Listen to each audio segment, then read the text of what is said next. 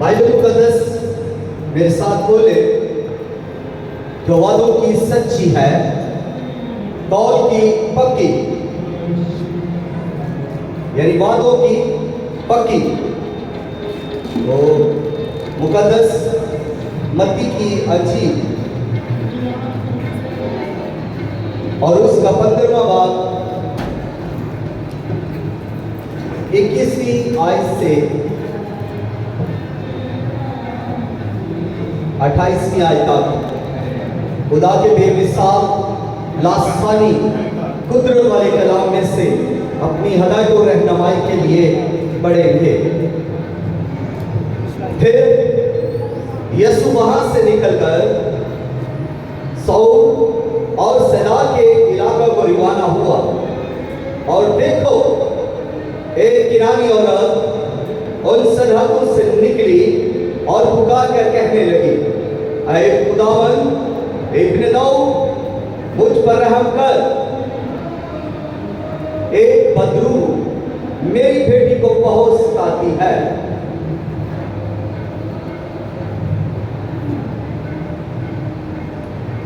ऐ खुदावन इब्न दाऊद, मुझ पर रहम कर। इसको भी याद रखें कि ये उस औरत ने पहला जुमला कहा है, यानी ये पहली उसकी दुआ है जो यीशु मसीह से करती है। ये पहली दुआ है, इसको भी याद रखना है कि ऐ खुदावन इब्न दाऊद, मुझ पर रहम कर। और दूसरा 23वीं आयत का लिखा है, फिर मगर उसने उसे कुछ जवाब ना दिया, यानी यीशु ने उस औरत को कोई जवाब ना दिया। और उसके शागिर्दों ने पास आकर उससे यह अर्ज की कि उसे रुखसत कर दे, क्योंकि वो हमारे पीछे चिल्लाती है। उसने जवाब में कहा, यानी यीशु ने जवाब में कहा, मैं इस्राएल के घराने की खोई हुई भेड़ों के सिवा और किसी के पास नहीं भेजा गया। मगर उसने आकर उससे सजदा किया, मगर उसने यानी उस किनारी औरत ने आकर उसे सजदा किया, यानी यीशु को सजदा किया और कहा, ऐ खुदावन मेरी मदद कर। ये उसकी फिर दूसरी दुआ है, दूसरा जुमला है जो वो यीशु से कहती है। क्या कह रही है? ऐ खुदावन मेरी मदद कर। पहले क्या था कि ऐ खुदावन इब्ने दाऊद, मुझ पर रहम कर। लेकिन अब क्या कह रही है? ऐ खुदावन मेरी मदद कर। उसने जवाब में कहा, यानी यीशु ने जवाब में कहा, लड़कों की रोटी लेकर कुत्तों को डाल देना अच्छा नहीं। उसने कहा, हाँ खुदावन, क्योंकि कुत्ते भी उन टुकड़ों में से खाते हैं जो उनके मालिकों की मेज से गिरते हैं। इस पर यीशु ने जवाब में उससे कहा, ऐ औरत, तेरा ईमान बहुत बड़ा है, जैसा तू चाहती है तेरे लिए वैसा ही हो। और उसकी बेटी ने उसी घड़ी शिफा पाई। खुदावंद के कलाम के पढ़े सुने और कबूल किए जाने पर खुदावंद की कसरत के साथ बरकत हो। इस सब कहिए आमीन आमीन आमीन। तो अनुमान है, पुकारे जब तक मिल नहीं जाता, पुकारे जब तक मिल नहीं जाता। तो इस औरत को देखते हैं कि ये क्या कर रही है। ये हमें कुछ सिखाने के लिए आज बाइबल मुकद्दस में इसका करैक्टर उभरा है। बाइबल मुकद्दस में ये औरत जो केनान से है, ये कहां से आई? सूर और सदा की सरहदों से। सूर और सदा की सरहदें गैर अक़वाम की सरहदें हैं, इन इलाकों में गैर यहूदी आबाद थे। इन इलाकों में यहूदी लोगों के दुश्मन रहते थे, जो रवायती दुश्मन थे, जो मजहबी दुश्मन थे, जो इनके जानी दुश्मन भी थे, जो इनके माली दुश्मन भी थे, क्योंकि वो बुत परस्त थे, वो देवताओं की परस्तिश करते थे। लेकिन यहूदी वो जिंदा खुदा की परस्तिश करते थे। इसलिए जब वो बुत परस्त है, वो देवताओं की परस्तिश करते हैं, तो वो फिर खुदा के लोगों से नफरत करते हैं। ये औरत जो सूर और सदाब की सरहदों से निकली है, इसको किनानी औरत के नाम से लिखा गया, हालांकि इसका कोई भी नाम नहीं लिखा गया। इसको पुकारा किससे गया?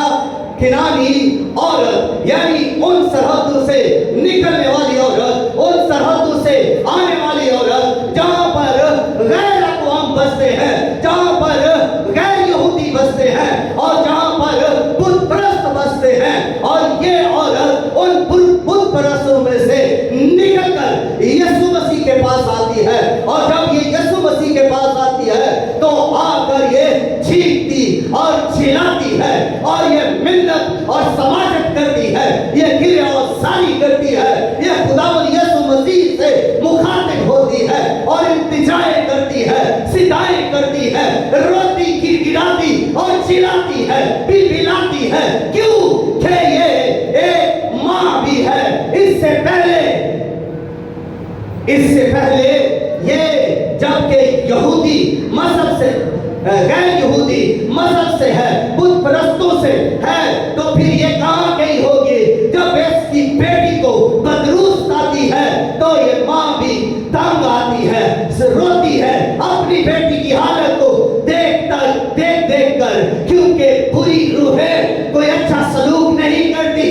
बुरी रूहें इंसान को हंसाती नहीं है, खुशहाल नहीं रहती, उनके बाल खूबसूरत नहीं बना देती, बल्कि उनके चेहरे को बिगाड़ देती है। बुरी रूहें उनकी शक्लों को बिगाड़ देती है, बुरी रूहें बीमारियां लगा देती है, बुरी रूहें इंसान को जिल्लत की खाइयों में ले जाती है और इंसान सताया जाता है। तो ये लड़की सताई जा रही थी और इसलिए ये औरत जो करानी है, जो बुत परस्त है, एक मां भी है, ये बुत परस्त भी है और ये एक मां भी है। और मां चाहे बुत परस्त हो, मां चाहे खुदा परस्त हो, मां है। मां के सीने में ममता है, मां के सीने में मोहब्बत है और मां अपने बच्चे को लेकर परेशान होती है, मां अपने बच्चे को लेकर सिसकती है, मां अपने बच्चे की हर जरूरत को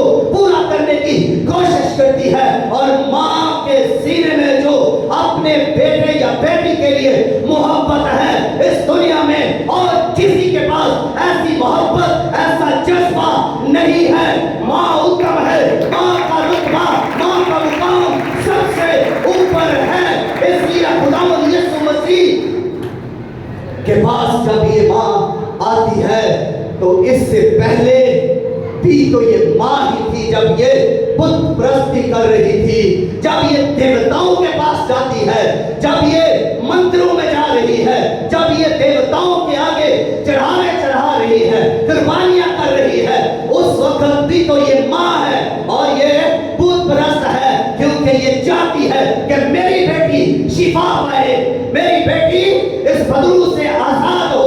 इसलिए ये बुत परस्ती कर रही है, ये मंदिरों में जा रही है, देवताओं के पास जा रही है, ये देवियों के पास जा रही है, ये मलकूत के पास जाती है, कभी ये इस्तराब के पास जाती है, कभी ये सूरज देवता के पास जाती है, कभी किसी देवता के पास जाकर उसके मंदिर की घंटियां जो है उनको बजाती है, कभी ये किसी मंदिर की सीढ़ियां चढ़ती है, कभी ये किसी मंदिर में जाकर पूजा करती है, इसलिए कि ये खुदा को नहीं जानती थी, इसलिए कि ये बुत परस्त घराने में पैदा हुई और इसने बुत परस्ती को सीखा, इसने अपने बाप से बुत परस्ती करना सीखा हुआ था, इसलिए ये बुत परस्ती कर रही है।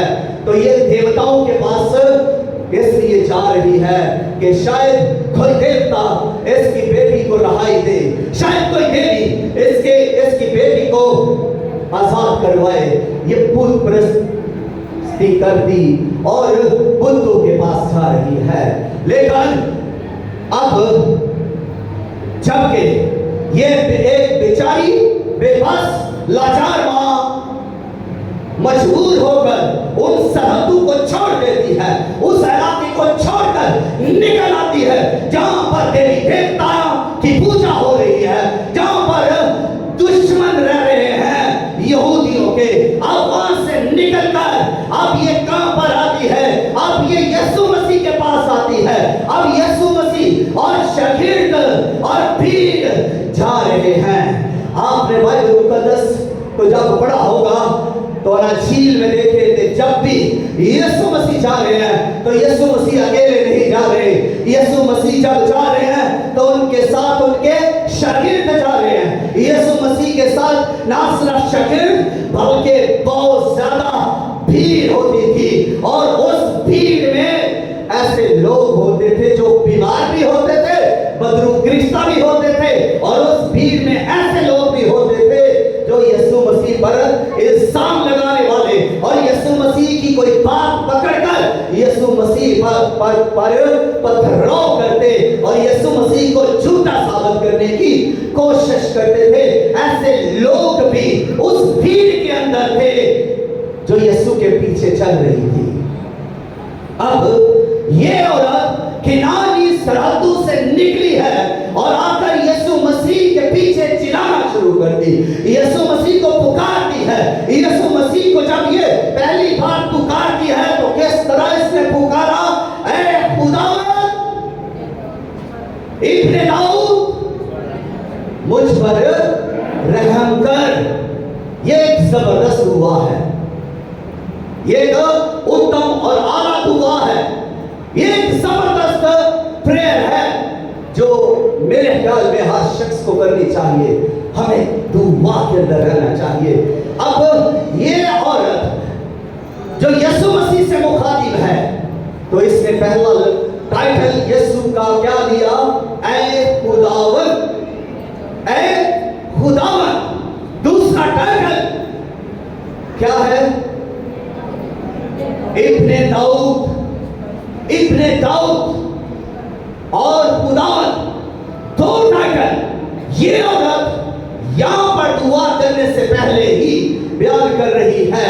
हम भी जब दुआ करते हैं और खुदावंद ने भी जब दुआ करना शागिर्दों को सिखाया तो उन्होंने भी ये सिखाया कि सबसे पहले टाइटल को बयान करो। जिसके सामने हम दुआ कर रहे हैं, जिसको पुकार रहे हैं, उसका टाइटल बयान करना है। तो यीशु ने शागिर्दों को क्या सिखाया? जब दुआ करने के लिए कहा तो ऐ हमारे बाप। तो जब भी हमने खुदा को पुकारना है तो सबसे पहले हमने उसके साथ अपना रिश्ता आपको बनाना है। ऐ हमारे बाप, हमने खुदा के साथ मुखातिब हो जाना है। और यहाँ पर ये यीशु के साथ मुखातिब होती हुई ये कहती है कि ऐ खुदावंद। और दूसरा टाइटल जो है वो है इब्ने दाऊद। तो तीसरी चीज इसके अंदर जो है वो है मुझ पर रहम कर, मुझ पर रहम कर। सब जोर से कहिए, मुझ पर रहम कर। ये सबसे उत्तम बात है कि हम हर वक्त चाहे किसी भी मुश्किल में हो, किसी भी परेशानी में हो, हम खुदावंद अपने खुदा से ये करें कि खुदावंद मुझ पर रहम कर। तो इसकी दुआ एक जबरदस्त दुआ है क्योंकि ये तकलीफ के अंदर है। हालांकि बेटी इसकी बदरू गिरफ्ता है, लेकिन ये खुद को पेश करती है कि मुझ पर रहम कर। आई कौन है इसके पास? यीशु के पास वो औरत आई है, उसकी बेटी घर में है और वो खुद कह रही है कि मुझ पर रहम कर। बेटी बदरू गिरफ्ता है, माँ दर दर की ठोकरें खा रही है, और बिल आकर वो खुदावंद यीशु मसीह के पास आकर यही तो कह रही है कि मुझ पर रहम कर, लेकिन यीशु मसीह ने उसे कोई जवाब नहीं दिया। सोचिए, यहां पर खुदावंद यीशु मसीह ने उसे कोई जवाब नहीं दिया। हालांकि उसने यीशु के से कहा, ऐ खुदावंद, लेकिन उसे कोई जवाब नहीं आया। उसने कहा, इब्ने दाऊद, मुझ पर रहम कर, उसे कोई जवाब नहीं मिला। जवाब आना चाहिए, क्योंकि खुदावंद फरमाते हैं कि तू मुझे पुकार तो मैं तुझे जवाब दूंगा। तो इसको पता है कि मैंने जवाब लेना है। ये और ज्यादा पुकारने लगी, ये और ज्यादा जोर से पुकारती हुई उसके पीछे पीछे चलती और पुकार रही है, खुदावंद को चिल्ला रही है। इसका इकरार शागिर्दों ने भी किया, कहे उस्ताद ये हमारे पीछे चिल्लाती है, इसे रुखसत कर दे। शागिर्द भी काम आ गए होंगे उसके चलाने की वजह से, उसके शोर करने की वजह से।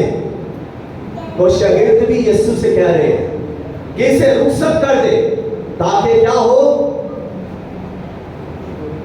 ये चली जाए, वापस चली जाए जहां से आई है।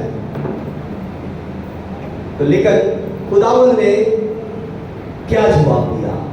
खुदावंद ने शागिर्दों को जवाब दिया, औरत को जवाब नहीं दिया।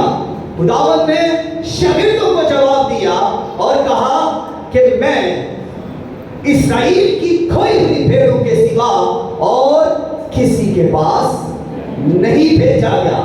यीशु मसीह भेजे गए। यीशु मसीह पर जब रूहुल कुद्स नाज़िल हुआ, जब वो हैकल के अंदर है और उन्होंने सहीफा पढ़ा, और जब वो पढ़ते हैं और फिर कहते हैं कि खुदावंद का रूह मुझ पर है, उसने मुझे भेजा। खुदावंद यीशु मसीह इस दुनिया में भेजे। और यहां पर भी वो इकरार करते हैं यीशु मसीह कि मैं भेजा गया। किनके पास भेजा गया? इस्राएल के पास भेजा गया, उन भेड़ों के पास जो खोई हुई है, जो इनकार कर गई है, जिन्होंने खुदा को छोड़ दिया है, जो जो खुदा से दूर हो गए हैं, मैं उनके पास भेजा गया हूं। तो वो औरत जो है उसने फिर यीशु मसीह से मुखातिब होकर फिर यीशु मसीह से कहा। अब देखें, यहां पर जो चीज है वो है, उस औरत ने जो कहा उस पर भी जरा गौर करें। वो औरत वहां से चली नहीं गई। पहली बात, उस औरत ने कोई बुरा नहीं बनाया, उस औरत के ज़हन में कोई नेगेटिव ख्याल नहीं आया कि यीशु ने मुझे जवाब नहीं दिया, खुदावंद ने मुझे कोई जवाब नहीं दिया, तो मैं यहां से चली जाऊं, यहां मेरी दाल गलने वाली नहीं है। वो नहीं गई। यीशु मसीह ने जब ये कहा कि मैं इस्राएल की खोई हुई भेड़ों के सिवा और किसी के पास नहीं भेजा गया, वो फिर भी चली नहीं गई। वो वहां से रुखसत नहीं हो गई, वो वहां पर रही, लेकिन वो उसी जगह पर भी खड़ी नहीं रही, बल्कि आप देखिए वो और आगे बढ़ती है, और आगे बढ़कर वो क्या करती है? सिजदा में आती है। वो सिजदा करती है और सिजदा करके वो कहती है, ऐ खुदावंद मेरी मदद कर, ऐ खुदावंद मेरी मदद कर। अब इस जुमला के अंदर या इस दुआ के अंदर और जो पहली दुआ थी, ऐ खुदावंद इब्ने दाऊद मुझ पर रहम कर, कितना फर्क आ गया? इसकी प्रस्ताव बढ़ गई है। पहले इसने सजदा नहीं किया, लेकिन यहां पर इसने सजदा किया। ये सजदा में आ गई, और जब ये सजदा में आ गई तो इसका मतलब है कि ये मान गई कि यीशु ही खुदा है। ये मान गई कि यीशु ही निजात दहिंदा है। ये मान गई कि यीशु ही शाफी है। ये मान गई कि यीशु ही बदरूस से मेरी बेटी को आजाद करवाएगा। ये मान गई कि यीशु ही वो हस्ती है जो इब्लीस का सत्यानाश कर देता है। हालेलुया। ये सजदा में आ गई, और इसने यीशु मसीह को जब सजदा किया तो इसके बाद इसने फिर कहा, ऐ खुदावन मेरी मदद कर, मेरी मदद कर। तो ये यहां पर इसने इब्ने दाऊद क्यों नहीं कहा? यहां पर इसने इब्ने दाऊद के टाइटल को फिर नहीं कहा। पहली बार जगह पर इसने इब्ने दाऊद कहा, लेकिन यहां पर इसने इब्ने दाऊद नहीं कहा। क्या वजह है? वहां पर उसने सजदा नहीं किया, यहां पर इसने सजदा किया है। वहां पर उसने इब्ने दाऊद कहा, लेकिन यहां पर इसने इब्ने दाऊद नहीं कहा। वहां पर एक टाइटल जो पहले था, ऐ खुदावन, वही टाइटल यहां पर इसने किया। सजदा के बाद इसने कहा, ऐ खुदावन मेरी मदद कर। तो वजह क्या है कि इसने इब्ने दाऊद के टाइटल को स्किप किया है? वजह यह है कि अब ये दूसरी बार मान चुकी है कि जब यीशु मसीह इस्राएल के लिए आया है, इस्राएल की कोई भी भेड़ों के सिवा और किसी के पास नहीं भेजा गया, तो इसने जान लिया कि मैं तो इस्राएली नहीं, मैं तो यहूदी नहीं, मैं तो बुत परस्त हूँ, मैं तो गैर कौम से आई हूँ, मैं तो केनान की सरहदों से आई हूँ, मैं तो सूर और सदा की सरहदों से निकल कर आई हूँ, मैं तो दुश्मनों से निकल कर आई हूँ, मैं तो यहूदी नहीं। तो यहूदी लोग जो हैं वो इब्ने दाऊद का टाइटल इस्तेमाल करते हैं, इसलिए जब वो यहूदी नहीं तो उसने कहा कि मैं इस टाइटल को लेकर अगर जे नहीं जा सकती तो फिर मैं इस टाइटल को लेकर तो जा ही सकती हूँ।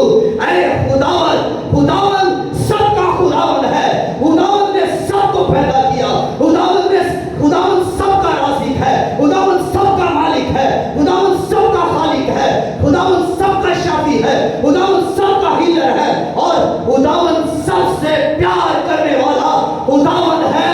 इसलिए वो मखलूक के तौर पर यीशु के पास आती है।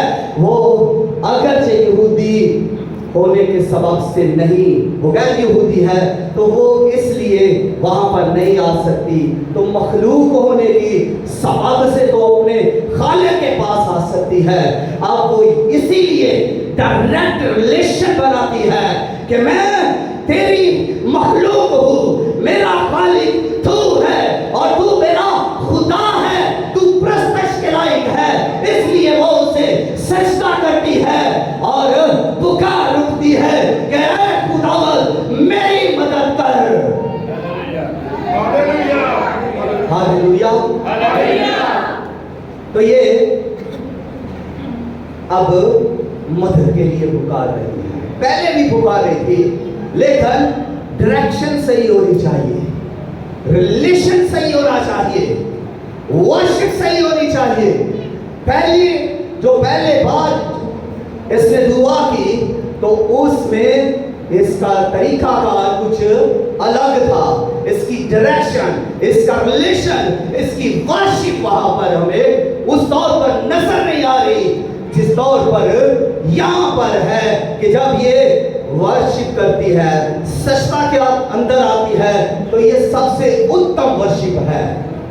ये सबसे उत्तम वर्शिप है कि कोई दिलो जान से खुदावंद अपने खुदा के हुजूर अपने आप को झुका दे, सरसरेस हो जाए।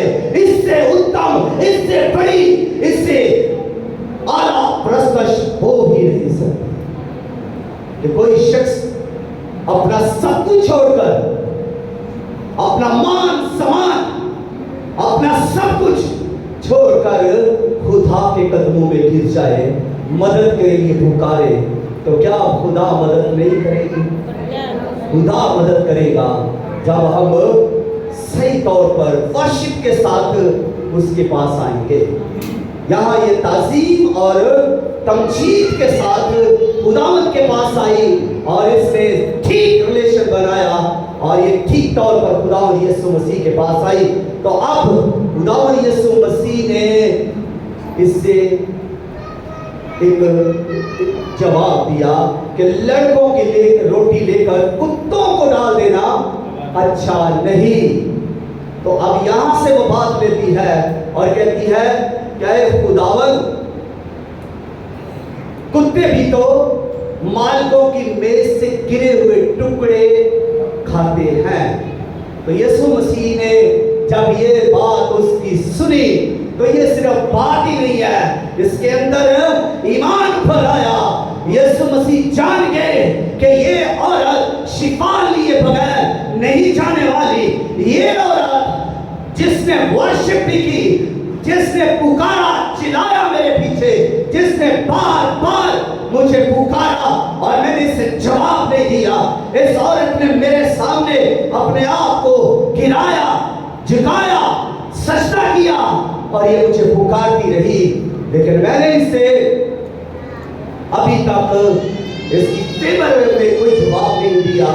तो फिर जब वो इस ईमान को यीशु मसीह ने देख लिया, मैं यहाँ पर एक बात आपको बताना चाहूंगा कि खुदावंद यीशु मसीह भी ईमान को देखते हैं। यीशु मसीह ईमान को देखते हैं।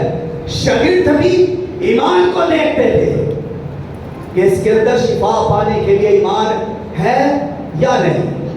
तो यहाँ पर यीशु मसीह भी उसके ईमान को चेक कर रहे थे, उसका ईमान देख रहे थे, ये कितना अपना ईमान अपने ईमान का इजहार करती है, ये अपने ईमान को कितना जाहिर करती है।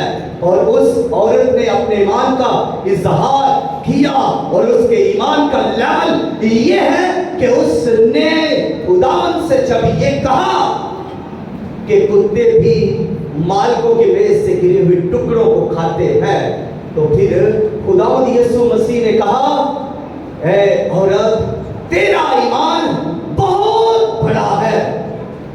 ये ईमान इतना बड़ा कैसे हो? उस औरत का ईमान इतना बड़ा कैसे हो गया जिसकी यीशु तारीफ कर रहा है? यीशु मसीह ने खुद अपने मुंह से उसकी तारीफ की, यही उसके ईमान की तारीफ की। सबसे उत्तम बात यह है कि यीशु आपके ईमान की तारीफ करे। यीशु ने उस बुत परस्त औरत के ईमान की इतनी तारीफ की कि खुदावंद ने कहा, तेरा ईमान बहुत बड़ा है। यही यीशु मसीह देखना चाहते थे। और फिर आकर यीशु मसीह ने जब उसके ईमान को देख लिया, उसके ईमान की तारीफ की, तो फिर यीशु मसीह ने कहा, अब वैसा होगा जैसा अब धूल जाती है। जिसके पास ईमान है, मैं आपको बताना चाहता हूं कि बाइबल मुकद्दस का खुदा फिर उसके लिए वो सब कर देता है जो वो चाहता है। जो औरत ने चाहा इसके लिए वो हो गया, क्योंकि इसका ईमान बहुत बड़ा है। अगर हमारा ईमान बड़ा हो तो फिर हम भी जो चाहें हमारे लिए वो हो जाएगा। और करने वाला कौन है? खुदावंद यीशु मसीह। यहां पर जब यीशु मसीह ने कहा कि तू जो चाहती है तेरे लिए वैसा ही हो, तो वो क्या चाह रही थी? उसकी चाहत क्या थी? उसकी जरूरत क्या थी? वो किस लिए पुकार रही थी? कि उसकी बेटी बदरू गिरफ्तार थी।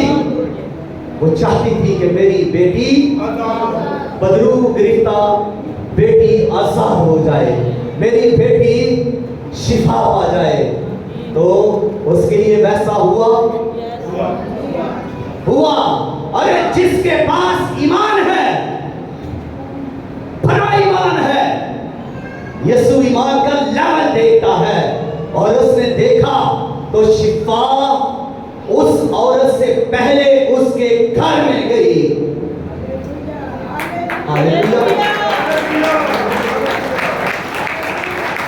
औरत तो भी वहीं पर है, यीशु के पास शिफा उसके घर में पहले गई, और उसकी बेटी से बदबू निकल गई।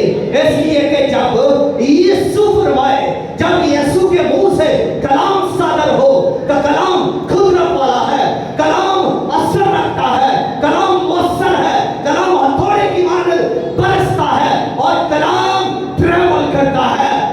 उस औरत से ज्यादा तेज कलाम उसके घर में उसकी बेटी के पास गया, और उसने उस बदरू को निकाल दिया उसमें से। हालेलुया! अपने ईमान को बढ़ाएं। यीशु मसीह ईमान चेक करता है। खुदावंद लश्करों का खुदा ईमान पर बोझ से करता है। इस औरत ने तब तक खुदावंद को पुकारा जब तक इसे मिल नहीं गया, इसकी जरूरत पूरी नहीं हो गई। ये पुकारती रही, इसने अपने ईमान का इजहार किया। और देखिए दानियल को, दानियल दुआ के अंदर है, और दानियल पुकार रहा है खुदा को। पहले रोज ये दुआ कर रहा है, कुछ खाया नहीं, कुछ पिया नहीं, पूरा दिन गुजर गया, रात गुजर गई, कोई जवाब नहीं आया, कोई फरिश्ता नहीं आया। और फिर दूसरा दिन शुरू हो गया, कुछ खाया नहीं, कोई नाश्ता नहीं, कोई भी लंच नहीं, कोई डिनर नहीं, कोई भी चीज उसके पेट में नहीं गई। फिर तीसरा दिन, फिर चौथा दिन ऐसा हुआ, एक हफ्ता गुजर गया, फरिश्ता नहीं आया, दुआ का जवाब नहीं आया। मरते खुदा दानियल दुआ के अंदर झुका हुआ है, घुटनों के बल है, और दुआ कर रहा है और पुकार रहा है कि मेरी दुआ का जवाब आए, लेकिन जवाब नहीं आया। हफ्ता गुजर गया है, दूसरा हफ्ता शुरू हो गया, और एक एक दिन करके दूसरा हफ्ता भी खत्म हो गया।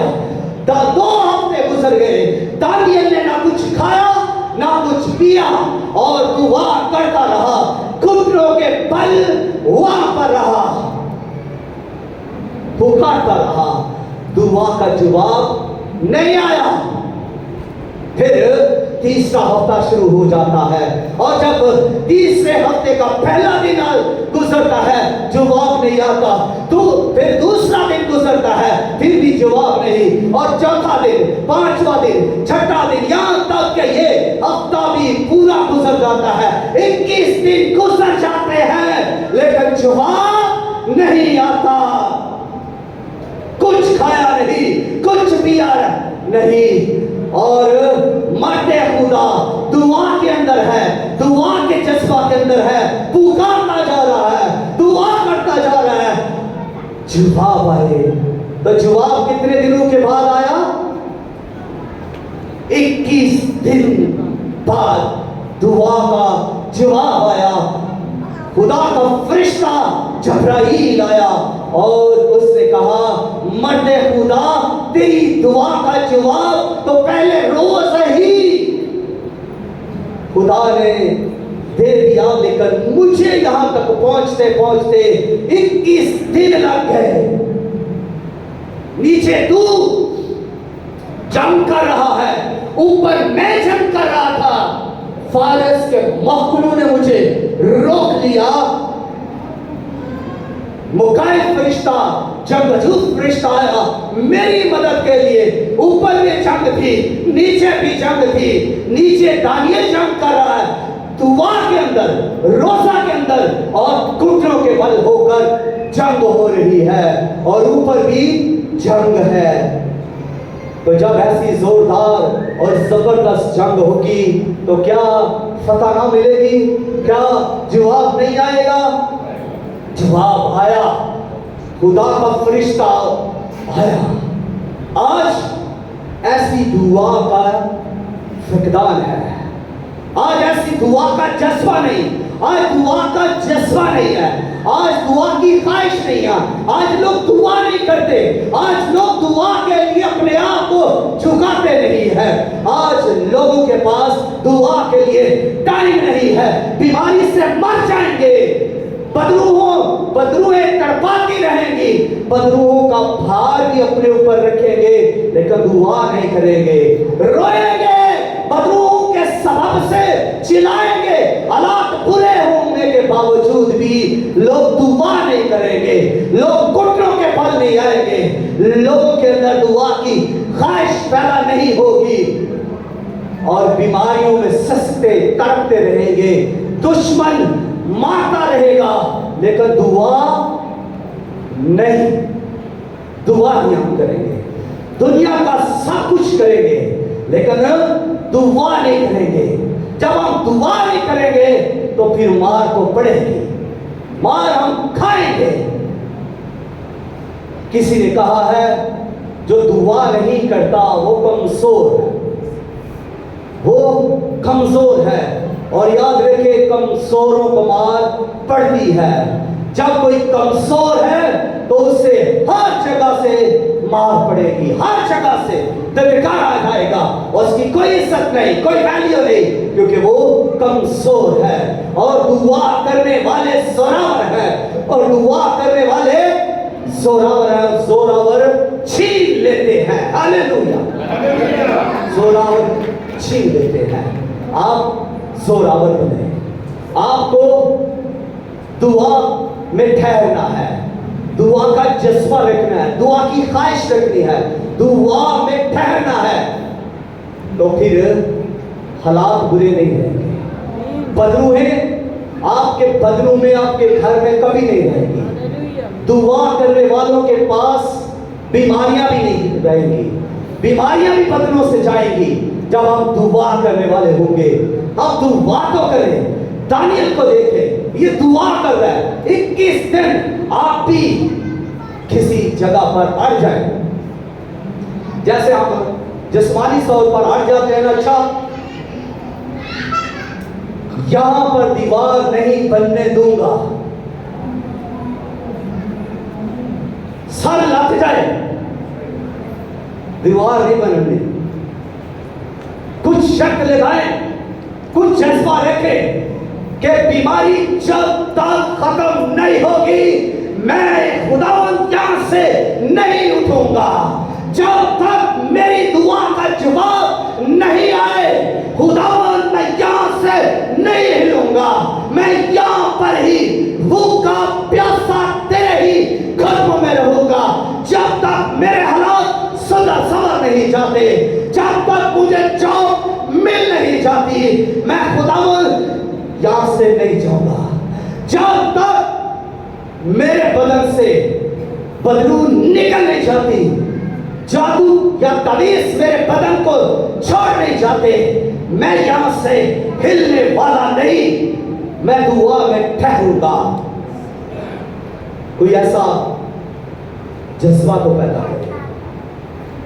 एलिया को देखें, एलिया पहाड़ के ऊपर है, एलिया मर्द खुदा पहाड़ के ऊपर है और बादशाह से कहता है मैंने बारिश की आवाज को सुना है, हालांकि धूप लगी हुई है, मैंने बारिश की आवाज को सुना है।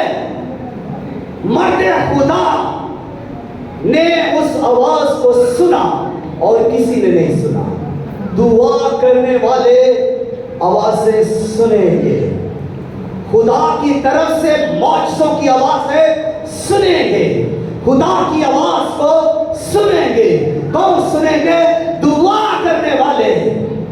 एलिया मर्द दुआ था तो उसने अखीयेल से कहा कि उस वक्त बादशाह था, उसने कहा इस पहाड़ से जल्दी उतर जा, रथ तैयार कर, मैंने बारिश की आवाज को सुना है तू नीचे उतरने से पहले भीग जाएगा।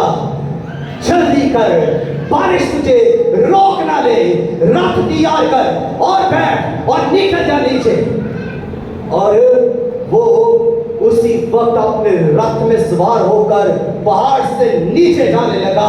आप देखिए मेरे अजीजों, ये भूत परस्त है, ये बादशाह आखिर भूत परस्त है, लेकिन इसने मर्दे खुदा की बात का यकीन किया।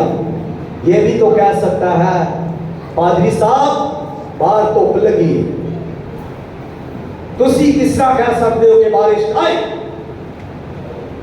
एलिया से वो कह सकता था कि मर्दे खुदा बाहर धूप है, कोई बादल नहीं, तो फिर ये बारिश कैसे आएगी? मैं तेरा कैसे यकीन करूं? वो बहस कर सकता था, लेकिन आज के दौर में लोगों को बहस करने की जरा कुछ ज्यादा आदत है, और वो भी ज्यादा पादरियों के साथ बहस करने की आदत है।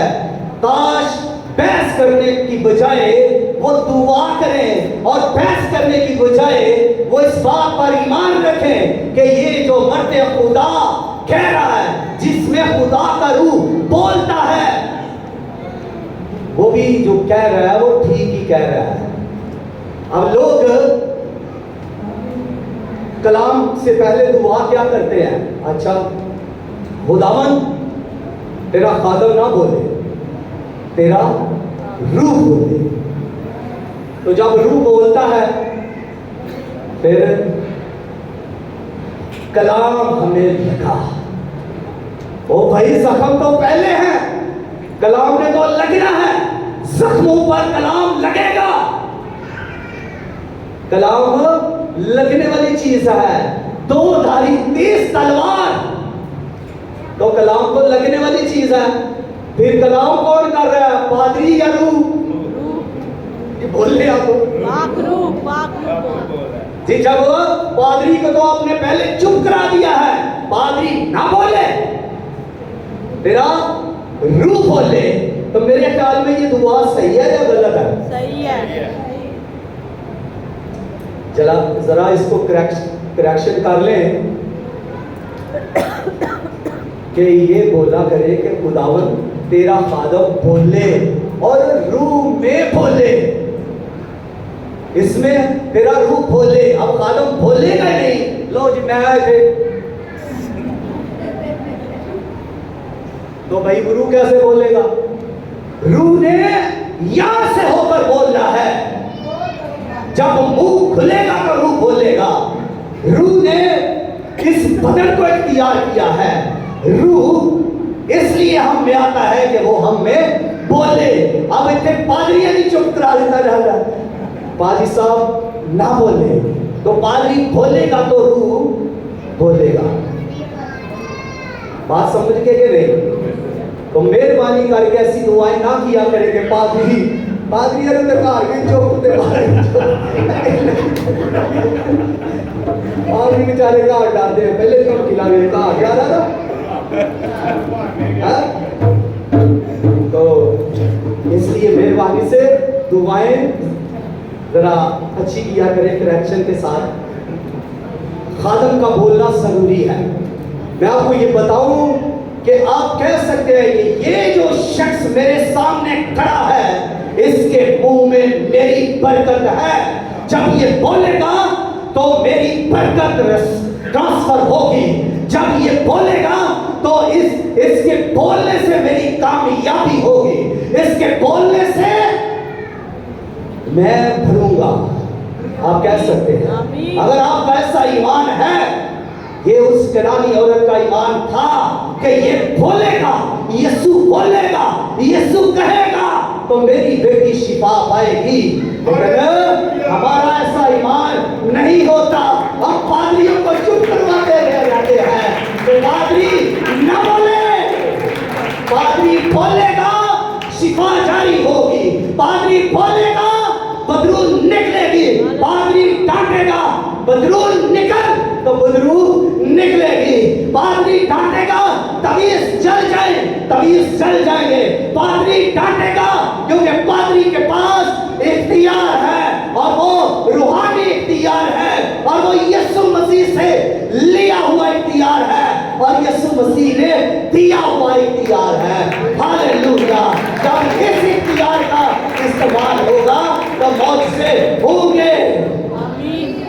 आमीन। खुश हो कि पादरी बोल रहा है, खुश हो जरा। तो ये एलिया कहां पर है?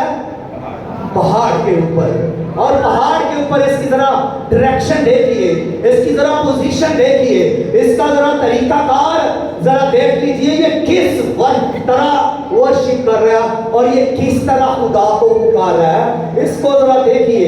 ये एलिया पर जरा नजर लगाए, डराए उसकी तरफ। मैं एक शख्स को जो एलिया है आपके सामने उसकी तस्वीर कशी करता हूं। एलिया पहाड़ के ऊपर खड़ा है। ओके, पहाड़ के ऊपर एलिया खड़ा है। आप दुआ करते हुए उसने हाथ नहीं उठाए, वो खड़ा नहीं हो गया, उसने आसमान को नहीं देखा, उसने अपने हाथों को बुलंद नहीं किया और उसकी पोजीशन ये है कि उसने अपने मुंह को घुटनों में कर लिया और वो सजदा की हालत में आ गया, वो प्रस्तश की हालत में आ गया, वो आजिज़ी की हालत में आ गया और उसके बाद वो खुदा को पुकारने लगा। क्यों पुकार रहा है? कि बारिश आए। जो आवाज मैंने सुनी है अपने कानों से, जो आवाज मैंने सुनी है, बारिश की आवाज, अब वो हकीकत में बारिश बरसे। तो वो दुआ कर रहा है।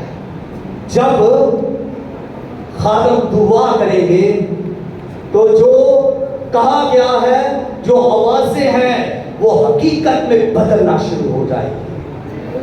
वो हकीकत में बदलना शुरू हो जाएगी, वो जाहिर होना शुरू होगी। अब इसने आवाज सुनी है बारिश की, तो फिर इस दुआ के दौरान ही वो बारिश क्या होती है? आ जाती है, बरसती है, हकीकत इख्तियार कर लेती है। पहले आवाज है, फिर फिजिकली बारिश आती है।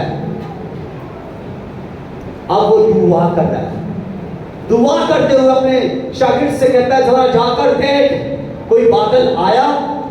तो वो जाकर देखता है वहां पर कोई बादल नहीं आता, समंदर के ऊपर कोई अभी बादल का कोई टुकड़ा नहीं है। वहां पर उसको बताता है उस्ताद अभी कोई बादल का टुकड़ा नहीं है। वो अपनी जगह से हिला नहीं, उठा नहीं, उसका मुंह घुटनों में है और वो पुकार रहा है, वो सजदा में है और वो पुकार रहा है, वो आजिज़ी में इख्तियार किए हुए है और वो दुआ के अंदर खुदा को पुकार रहा है। फिर वो कहता है जरा जाकर देख कि बारिश का कोई बादल का टुकड़ा है?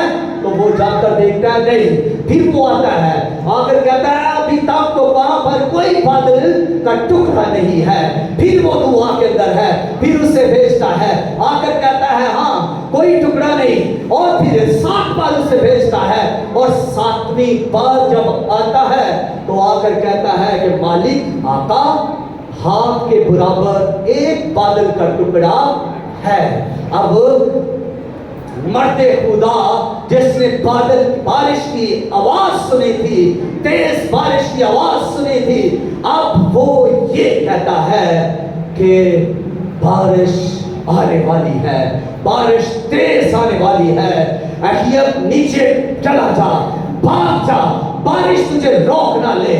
और ऐसा होता है कि वहां से नीचे उतरते उतरते बारिश इस कदर तेज आती है कि सारा मुल्क पानी से भर जाता है, इतनी तेज बारिश होती है। और फिर एलिया के बारे में लिखा है कि वो भी वहां से चलता है।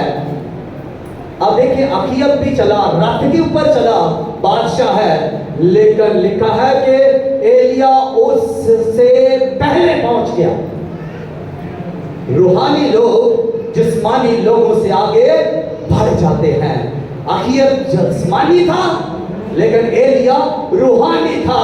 आप अगर रूहानी हैं, दुआ करने वाले हैं, तो आप जिस्मानियों से आगे निकल जाएंगे, कामयाब होंगे, ज्यादा बढ़ेंगे, क्योंकि आपके साथ खुदा का रूह है, आपके साथ खुदा की कुदरत काम करती है, और आपके साथ खुदा की अलूहियत काम करती है, और आप जोरावर है, आप जबरदस्त है, आप चैलेंज देने वाले लोग हैं। एलिया ने उससे चैलेंज दिया था कि तू जल्दी कर, बारिश से तू भीग जाएगा। इसलिए खादम की बात पर यकीन करें कि जो खादम दुआ कर रहा है उसका भी कोई असर होने वाला है। मुझे एक बात याद आ गई,